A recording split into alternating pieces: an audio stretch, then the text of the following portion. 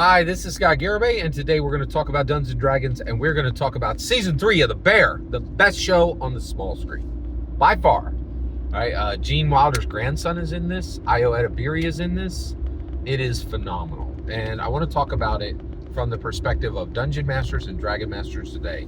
Spoilers for Season 1, Season 2, and Season 3 of The Bear right here. Let's go. All right, so what was my takeaway as a dungeon master from The Bear? First and foremost, I think if you watch The Bear, Carmy is the main chef, right? And Sydney is his apprentice, right? And Carmy was taken to the point of almost complete emotional and mental breakdown by a chef who transformed him and really delivered him as a phenomenal world-class chef, right? And it's played by the main guy from, I think his name is Joe Hale, and from Community, the really tall guy with the hair. But he did a phenomenal job on this. And basically then, Carmy then does the exact same thing to Sydney. Right, just really breaks her down and is like, hey, here we take food to the very edge of the line. We go 100 miles an hour and we slide to the edge of the line, right? We cannot cross the line, but we go right to the edge of the line. The line is the limit of how far we can take food, and it's going to be farther than anyone has ever done it before. Right? And so I was extremely impressed and excited about this because, like, basically Carmy in this is saying, hey, when it comes to food, I'm going to take it to the very edge of the line. I'm going to push so hard and so fast it will shock everyone. I will sacrifice everything to get this all the way there, right? Everything but family, right? And you see him circling back and trying and restoring relationships with his cousin Richie, and you see the manager of the Bear restoring her relationship with her mother, and she had an incredibly frayed relationship. And both Carmy and the manager of the Bear are like, we push it all the way to the line, and we can leave some emotional abrasion and some mental abrasion on the field. They show that very clearly in the show, right?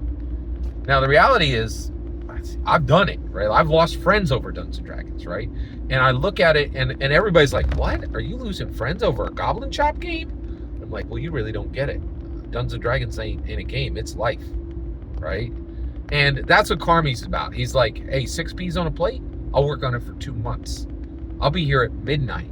Right? I'll scrub the floor at 6 a.m. and have 4 hours of sleep between, right?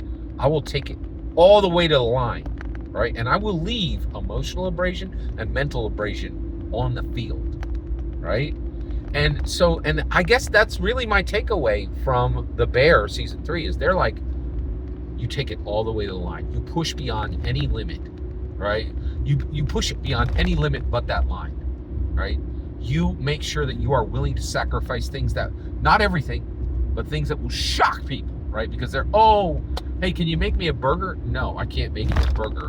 What I'm going to do is I'm going to make a plate that will make you think about philosophy, art, literature, that will make you rethink about every decision you ever made, right? Food is life. Food preparation is life. We push right to the line. We leave emotional and mental abrasion on the field, right? Professionals aren't, professional football, professional basketball, professional, like, these guys get to say without a grin, right, that they should be able to give anybody advice, right? Oh, let me give you some football advice for life and sell it to you as wisdom, right? They say it without hesitation, right? And the reason why is they take those sports to the very line. They're willing to sacrifice everything but family, right? And so my point is, the Bears, like, it's not just professional sports.